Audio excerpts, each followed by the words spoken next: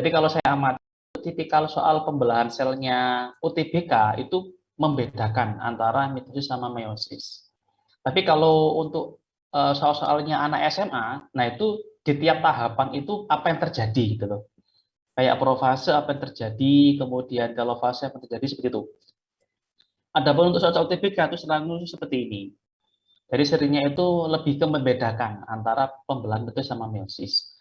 Jadi kalau kalian identifikasi, jadi nomor 1, nomor 2, nomor 3 itu adalah karakteristik yang terjadi pada saat peristiwa pembelahan mitosis.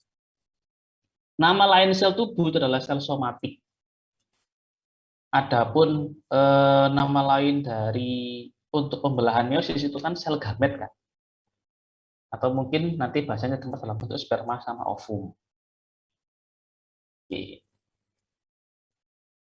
Gampang ini ya. Oke. Nomor 15 ini yang mungkin butuh sedikit penjelasan. Nomor 14 jawabannya itu D. 4 saja.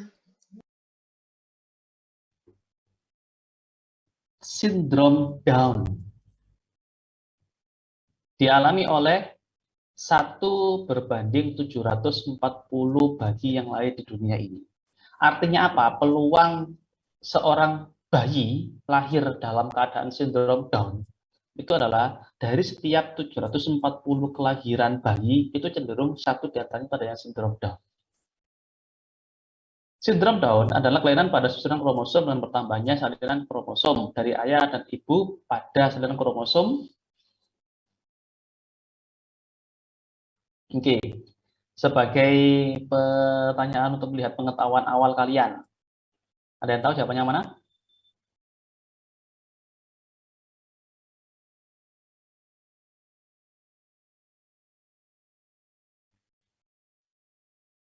Oke, akan saya tunjukkan dulu tentang karyotip manusia. Saya bukakan ininya biar lebih gampang.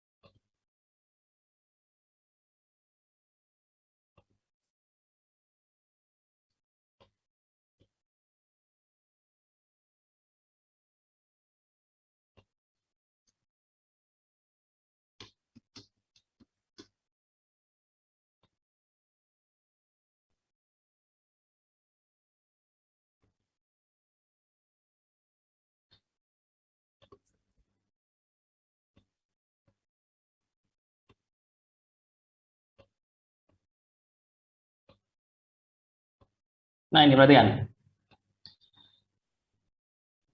Jadi kalau kita ambil selnya manusia laki-laki yang sebelah kiri dan selnya manusia perempuan sebelah kanan, itu kalau kita lihat ketika selnya manusia itu mau membelah diri, kita bisa menemukan bentukan kromosom di sana, dan kromosom itu kalau kita hitung itu ada 46 rek. Yang bentuknya seperti ini itu ada 2, yang kayak gitu ada 2, yang demikian ada 2, sampai yang seperti ini ada 2. Masing-masing ada 2 kromosom atau ada pasangan kromosom dari macamnya 23 pasang itu.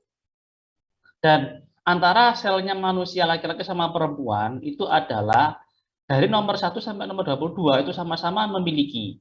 Maka kromosom nomor 1 sampai 22 disebut dengan kromosom tubuh atau autosom. Sementara kromosom nomor 23 itu beda.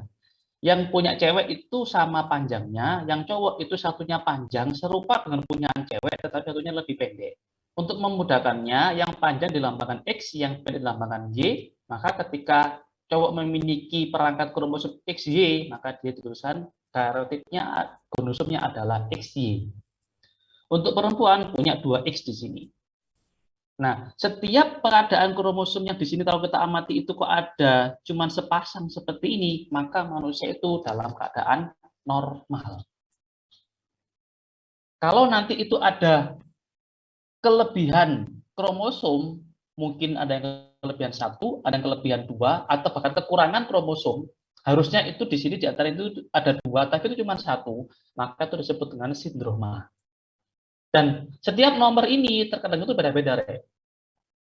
Kita buat contoh. Perhatikan yang ini, Rek.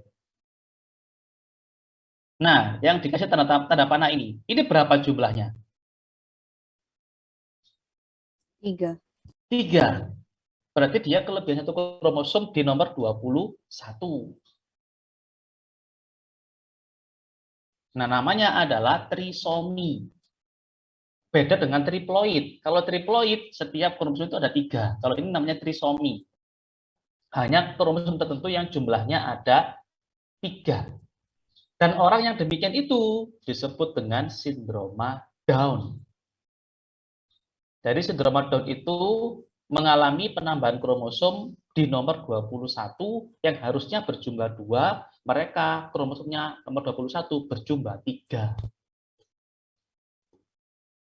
Maka orang demikian disebut dengan sindroma Down. Dan sindroma itu banyak. Kebetulan yang dimunculkan di soal tadi kan sindroma Down. Ada yang namanya sindroma Turner. Ada yang namanya sindroma Klinefelter.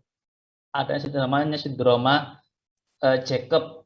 Ada yang namanya sindroma Craig-Duquette. Nah, itu banyak. Dan itu nanti akan berbeda letak kromosomnya malahan pendambahan itu bisa jadi nanti kalau ini namanya sindroma Down di nomor 21. Nanti kalau yang di sini itu jumlahnya 3, nomor 23, maka bisa jadi namanya sindroma Klinefelter. Nah, nanti akan kita bahas lebih mendalam lagi di KPM Biologi semester 2 dengan judul topik mutasi. Jadi, mereka-mereka yang disebut sindroma tadi adalah salah satu contoh fenomena manusia mengalami mutasi. Berarti, ini jawabannya adalah ada penambahan kromosom di nomor berapa, Rek? 21. 21.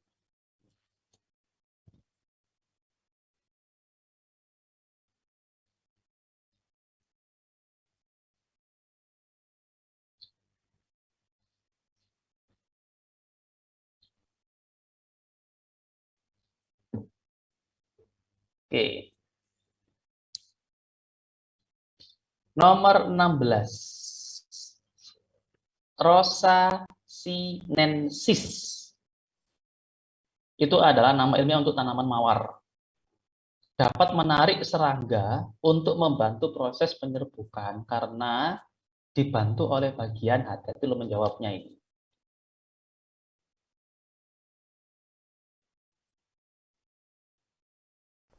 Yang bukan Mister. Kelenjar nektar. Oke. Kalau kalian mengamati tanaman mawar, nampak nggak itu struktur penghasil nektar di sana sehingga nampak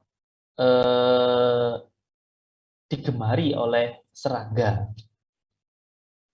Mawar lo ya. Memang beberapa tanaman ada yang memiliki kelenjar nektar. Tapi tanaman mawar. Kalau mengamati mawar itu yang paling menarik apanya sih? Maksudnya itu bunga mawar itu loh. Yang paling menarik apanya?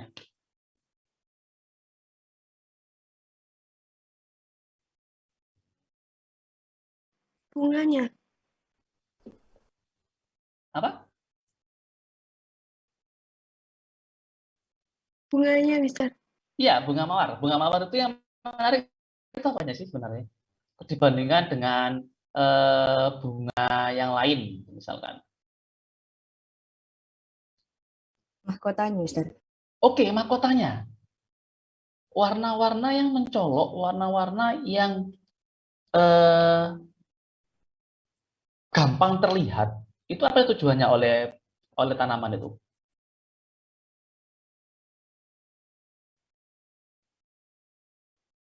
Warna yang mencolok itu tujuannya untuk apa tanaman itu? Kalau untuk menarik kan, untuk menarik serangga kan.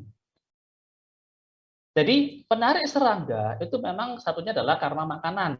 Makanannya apa? Kelenjar nektar itu. Yang kedua adalah warna yang menarik itu. Itu yang akan memicu serangga untuk datang.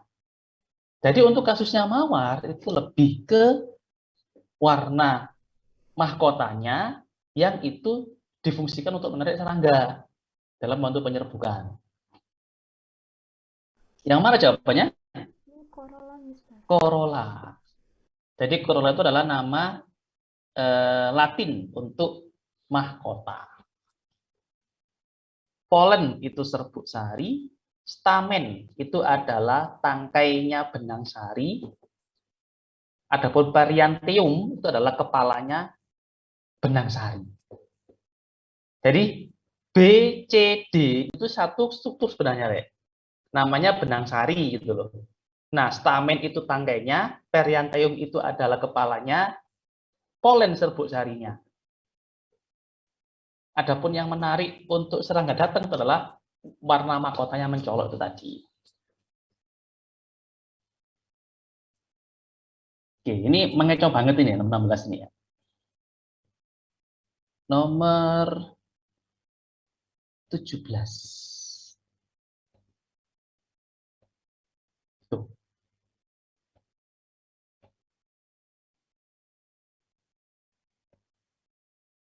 Ini juga hafalan banget ya kita.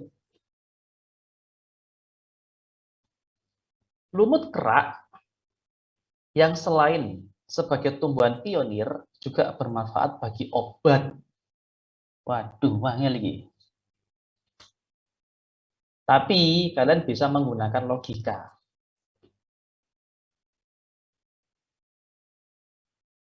Apa logikanya? Iki logikanya.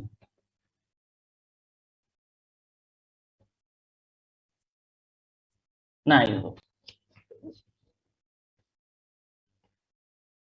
Pertama, di sana menggunakan kosakata lumut kerak. Lumut kerak itu bukan lumut loh. Lumut kerak itu merupakan simbiosis atau kehidupan bersama antara jamur dengan alga. Jadi bisa jamur Ascomycota atau Basidiomycota yang itu hifanya jamur ketika tumbuh menjalar itu memerangkap alga. Sehingga nanti alga itu tumbuh di dalam miseliumnya jamur. Nanti alga berfotosintesis, maka nanti hasil fotosintesis bila dipakai oleh jamur, jamur dengan bentukan yang seperti benang-benang itu mempermudah penyerapan air yang dapat dipakai oleh alga untuk fotosintesis. Jadi ini tuh bukan lumut, itu yang menjadi membuat ini soal ini adalah bisa kita logika. Oke. Tapi soalnya kok pakai nama ilmiah, Mister? Harusnya sih masih ingat ya. Mercantia polymorpha itu adalah nama lain untuk lumut hati. Anthoceros lactis itu adalah nama lain atau contoh anggota dari lumut tanduk. Sphagnum itu merupakan satu di antara contoh dari lumut daun. Adapun Marcella crenata itu merupakan tanaman semanggi yang merupakan satu di antara tanaman paku. Berarti jawabannya? Mana jawabannya?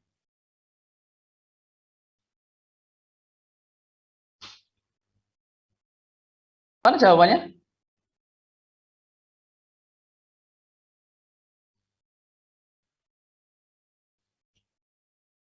Loh, berarti mana jawabannya?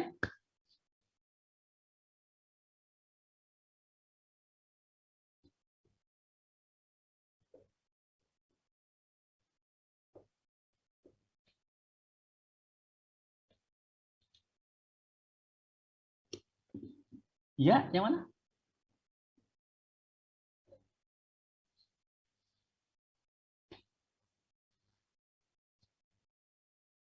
Loh, yang mana? Gampang banget ini.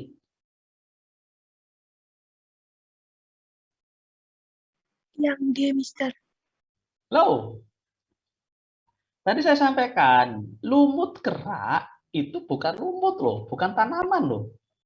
Ini adalah jamur yang hidup bersama dengan ganggang. Perhatikan, opsi A, C, D. Itu lumut apa bukan?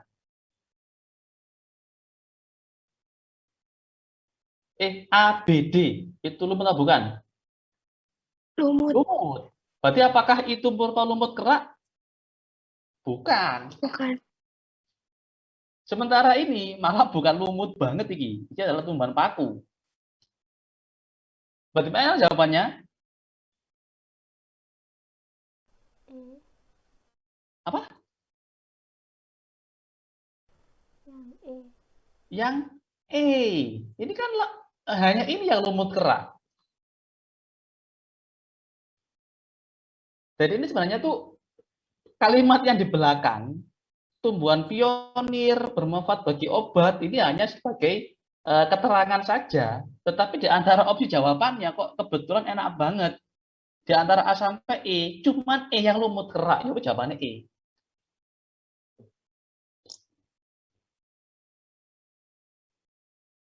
Tuh.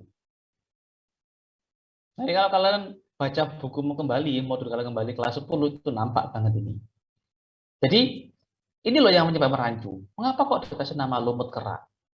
Padahal kalau kita gunakan nama aslinya itu adalah iki. Nah, itu aslinya. Jadi bahasan lichen itu di dalam materi biologi kelas 10 itu nggak masuk tumbuhan, nggak masuk pelantai. Itu adalah masuk jamur. Wes, coba imajinasikan tempe. Sudah bisa mengimajinasikan?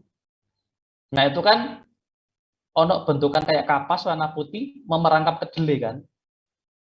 Nah, kalau lichen itu bentukannya kayak kapas gitu, tetapi yang diperangkap itu bukan kedelai, tapi alga atau ganggang. Itu namanya lichen. Dan mereka saling memberikan manfaat. Karena alga bisa berfotosintesis, hasilnya dipakai oleh jamur. Karena jamur bentuknya kayak benang-benang tadi, mempermudah penyerapan air yang dipakai oleh alga untuk berfotosintesis.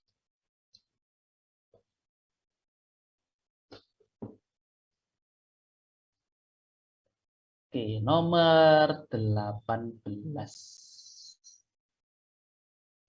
Lichen gimana sih Mister penampakannya? Penampakan ini. Biar nanti kalau soalnya dimunculkan berbentuk gambar, kalian nanti bisa menjawab.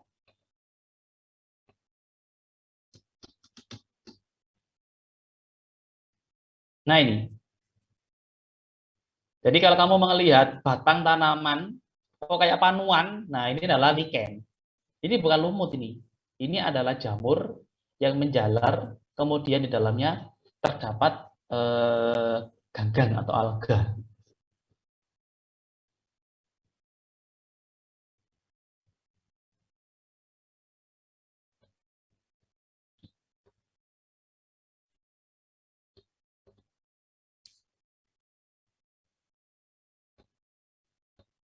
Nomor 18. Ini juga hafalan ini, dan pernah saya munculkan di ulangan biologi kelas 10. Ada 4 bakteri. Bakterinya adalah ada 4 pernyataan menggunakan kosakata mirip dengan bakteri. Ada bakteriophage, ada bakteriosida, ada bakteriopurpurin, ada bakterioklorofil. Bakteri itu yang kita tahu punya gambaran itu kan ukurannya mikroskopik, belum memiliki membran inti. Ada yang bersifat parasit, ada pula yang bersifat autotrof, artinya apa? Bisa menggunakan energi cahaya matahari untuk fotosintesis.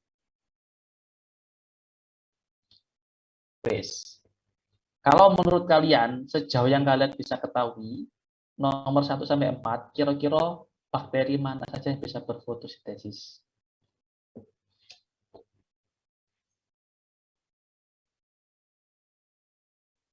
Yang 4. Oke, 2 dan 4. Ini nampak sekali ya, dia malah menggunakan kosakata iki yang kamu selama ini menggunakan pemahaman ini sebagai pigmen fotosintetik. Sehingga bakteri yang punya klorofil, disebutkan bakteri klorofil, itu bisa berfotosintesis. Yang kedua adalah bakteriopurpurin. Purpurin itu adalah pigmen fotosintetik tetapi warnanya ungu. Jadi kalau bakteri klorofil itu adalah pigmen fotosintetik warnanya hijau, sementara purpurin itu adalah pigmen fotosintetik warnanya ungu. Jadi nanti ketika soalnya dikubarek, bakteri mana saja yang dapat berfotosintesis, tetapi ini menggunakan bakteri ungu. Nah itu kamu jawab, itu ada termasuk bisa berfotosintesis. Jadi ini namanya bakteri ungu, karena dia memiliki pigmen ungu. Nah, kalau yang nomor 1, ini apa rek?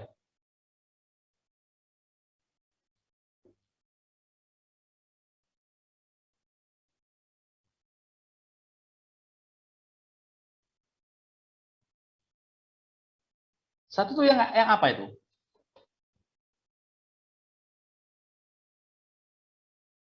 Virus. Tepat banget, itu virus yang menyerang bakteri. Itu bukan bakteri itu nomor 1 itu. Jadi bakteriofage itu adalah virus yang menyerang bakteri. Artinya apa? Virus itu memiliki inang untuk melakukan perkembangan biakan. Itu adalah berupa bakteri. Kalau nomor 3,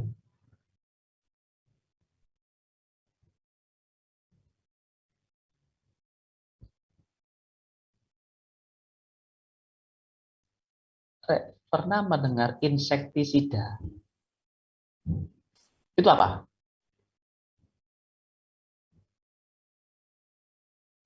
Obat hama. Obat hama. Hama jenis apa? Tikus apa jenis ular?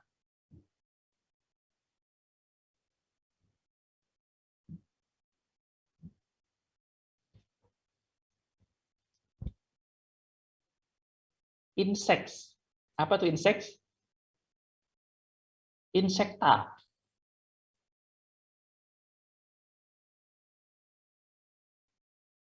Serangga.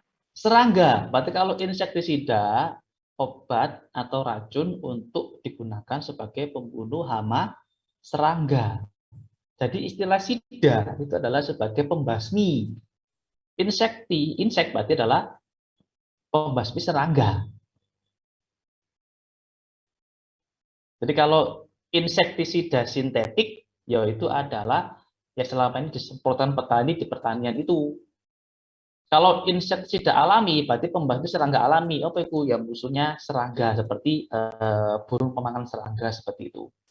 Nah, kalau mendengar kosakata sida itu adalah pembasmi itu atau racun yang dipakai untuk membunuh serangga, maka kalau bakteriosida berarti Membunuh bakteri. iya, itu adalah racun yang dipakai untuk membunuh bakteri.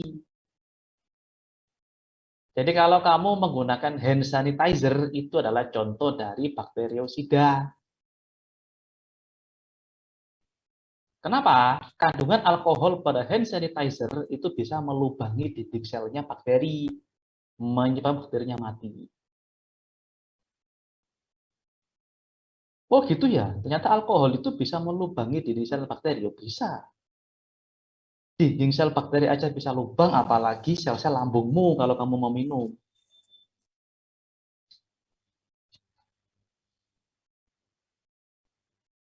Buat apa, Mister? Minum hand sanitizer. Siapa yang bilang minum hand sanitizer? Iya, vodka. Biasanya kan gitu yang cowok-cowok itu. Biar terlihat keren. Oke, terus nomor 19. Wah, ini barusan kita bahas juga ini, materi persilangan ini. Oke, silakan digunakan bagan persilangannya. P sama dengan rambut lurus. Keduanya adalah keriting heterozigot. Berarti antara rambut lurus sama rambut keriting, mana yang dominan?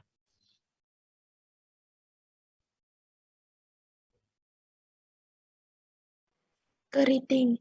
Keriting. Maka kamu menggunakan huruf K besar sebagai simbol keriting, ataukah yang L besar? K besar. Oke, jadi keriting itu K besar, K kecil itu adalah lurus. Oke, silakan digunakan pengetahuannya menggunakan bagan persilangan kemarin untuk menemukan jawabannya.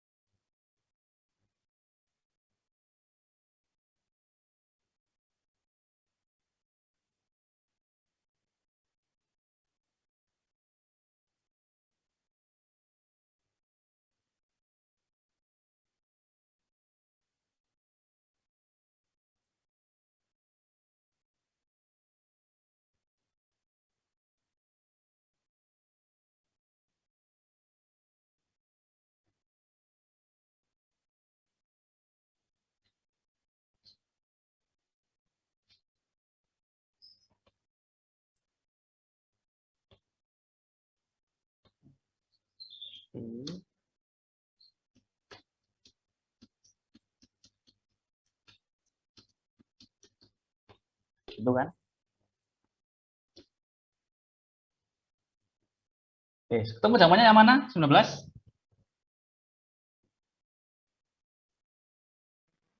Mister. Tepat sekali.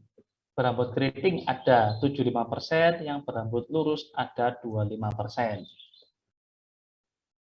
Di sini keritingnya orang tua, homozigot apa heterozigot?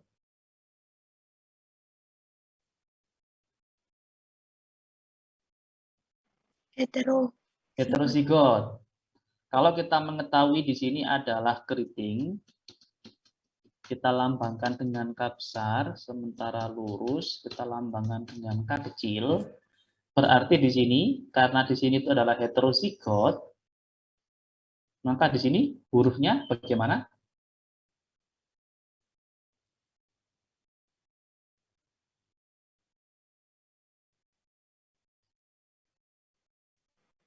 K besar, K kecil. Oke, yang sana?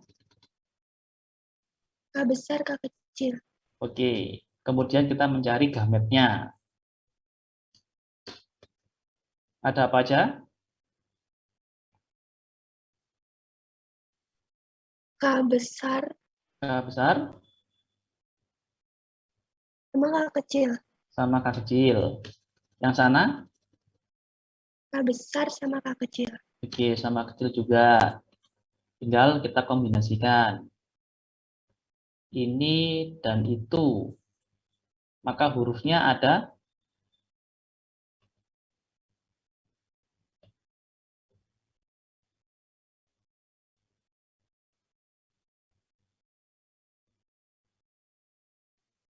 K besar, K kecil. ini K besar, ini K besar. Oh ya. K besar, K besar. Oke, kemudian kalau ini dan itu juga ini dan itu. Hurufnya apa aja? K besar, K kecil. Dan Kecil, K kecil. ini loh ya, ini K kecil, ini K besar. K besar, K kecil. Oke. Yang terakhir, ini dan itu. K kecil, K kecil. Oke. Ini penampakannya rambutnya lurus apa keriting? Keriting. Keriting. Sementara yang sana Lurus. lurus. Berarti perbandingannya lurus banding keriting. Keriting banding lurus berapa? 3/1. 3 banding 1. Kalau kita buat persentase 3/4 berarti berapa persen? 75. 75%. Seperempat berarti berapa persen? 25. Oke. Jadi benar jawabannya adalah yang E.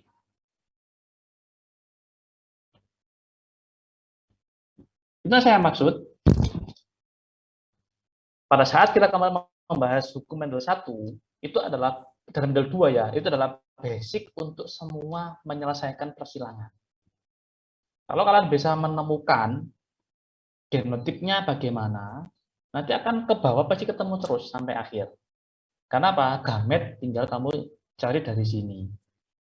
Nah, kadang itu sesuai itu salah. Keriting itu K besar. Lurus, L kecil. Nanti bingung nanti ketemunya. Itu. Terus misalkan nanti ada 4 huruf. B besar, B kecil, K besar, K kecil. Gametnya B besar, B kecil, K besar, K kecil. Nanti kalau K besar ketemu K kecil, nanti apa penampakannya? Jadi itu adalah basic untuk menyelesaikan semua soal persilangan. Oke, nomor 20. Gampang ini. Apalagi pernah mengalami gitu kan.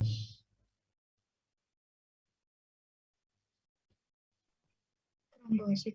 Trombosit.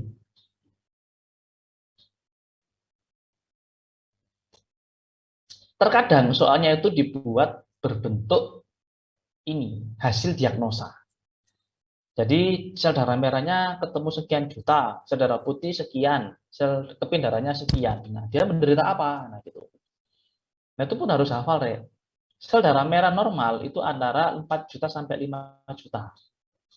Nanti kalau misalkan kalau ditemukan setiap milimeter kubiknya kok kurang dari itu, berarti dia menderita anemia. Kemudian kalau sel darah putih itu antara 10.000 sampai 12.000. Berarti kalau dia itu lebih dari itu, maka dia menderita leukemia. Adapun sel darah, keping-keping darah itu antara kisaran 5 ribuan. Jadi kalau kurang dari 5.000, contoh cuma 2.000, maka dia menderita demam berdarah. Oke, masih ada 6 menit bisa kita pakai untuk membahas prediksi yang ketiga.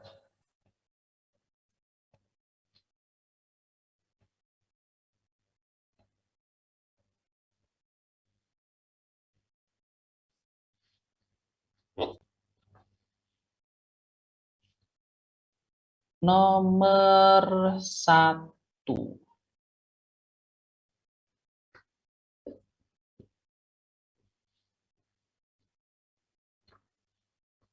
Hormon tumbuhan yang berperan dalam penghambatan pembelahan sel. Gampang kira. Hafalan materinya 12 semester 1.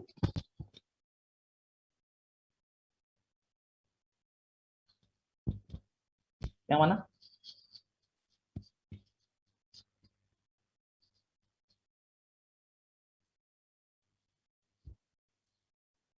Mister. Asam absisat, tepat sekali. Atau disingkat ABA. Kalau ini untuk apa ini? Situ itu sel. Berarti Sitoplasma. memicu pembelahan sel. Jadi kalau misalkan sel-sel itu di batang, berarti batangnya semakin tinggi.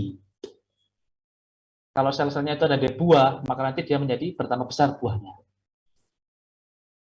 Untuk giberelin, itu adalah memperpanjang batang.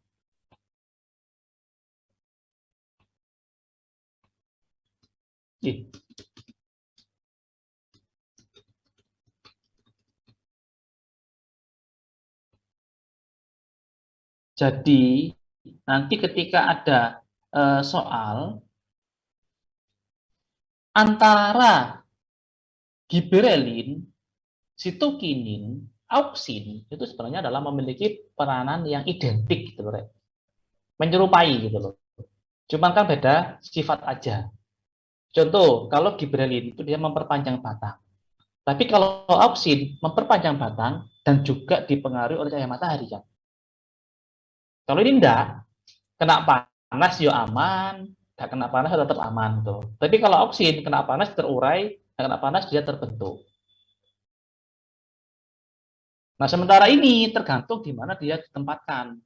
Kalau di batang ya dia menjadi balanya bertambah tinggi, kalau di buah ya buahnya menjadi besar. Nah, karena dia memicu pembelahan sel seluruh bagian tubuh tumbuhan. Kalin itu juga sebenarnya memiliki fungsi yang identik juga. Ini memicu pertumbuhan tanaman, memicu pertumbuhan paling gampang. Dan penamaannya spesifik pada bagian tumbuhan manakah yang akan dibentuk. Contoh, kalau yang dibentuk itu adalah daun, daun itu adalah nama latinnya filo, maka nama hormonnya adalah filokalin, maka membentuk atau memicu pertumbuhan daun. Akar itu rizo, berarti kalau rizokalin, hormon kalin yang memicu pertumbuhan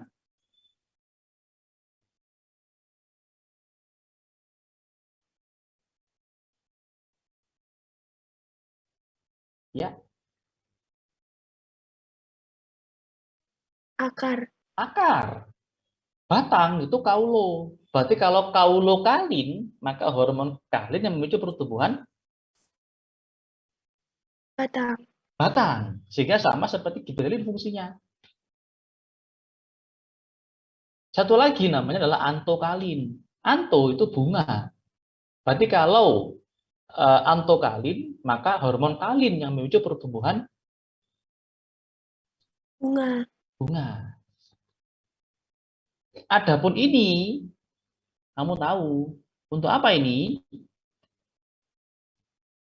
Kok ini sih? Mana deh? Yes.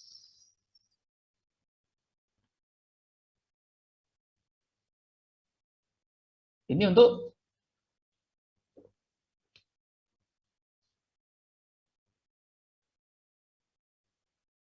biar nggak sempit lagi. Memperbaiki luka. Apa? Memperbaiki luka. Oke, wow, memperbaiki luka.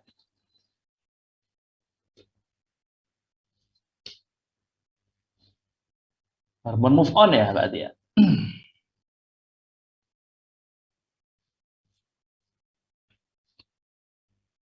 Jadi itu adalah hormon tumbuhan untuk penyembuhan luka atau untuk memperbaiki jaringan tumbuhan yang mengalami kerusakan.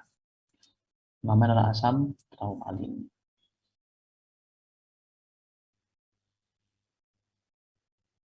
Terakhir nomor 2, kosakatane wis mirip iki.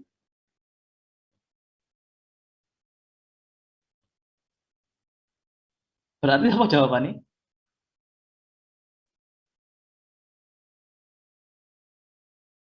Hati-hati loh, Rek. Ini bukan laga ya. Ini alga.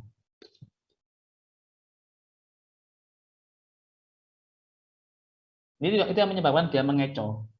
Jadi ini kosakatanya bukan laga ini, tapi ini adalah alga. Berarti yang mana?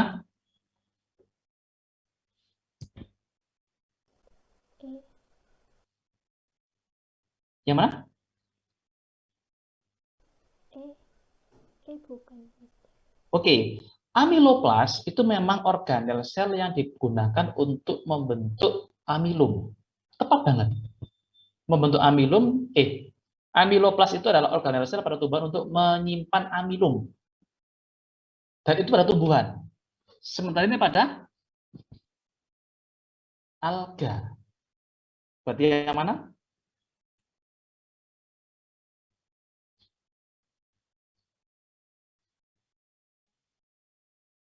Kan kalau ini kan jelas nggak mungkin kan, Dek? Ini kan dia pakai kosakata apa ini? Berarti mirip dengan kosakata protein kan?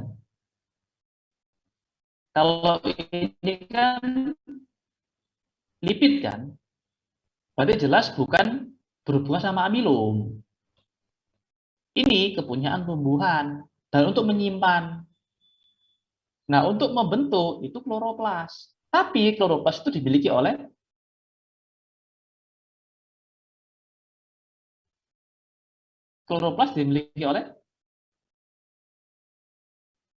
Alga. alga apa tumbuhan? Tumbuhan. Tumbuhan. Berarti manakah yang dimiliki oleh alga?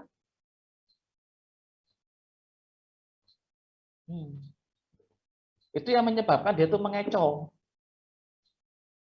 Jadi pirenoid itu adalah organel khusus yang dimiliki oleh alga yang dipakai untuk fotosintesis untuk membuat tepung atau amilum. Menyebutnya seperti itu. Oke, cukup ya.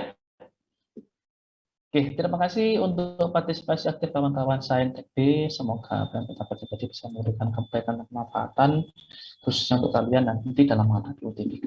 Ya, semoga kita satu UTBK akan bisa dengan mudah, lancar, tanpa Anda kendala apapun, dan semoga nanti diterima di perguruan tinggi seperti sudah diekspektasikan. Terima kasih, mohon maaf. Assalamualaikum warahmatullahi wabarakatuh.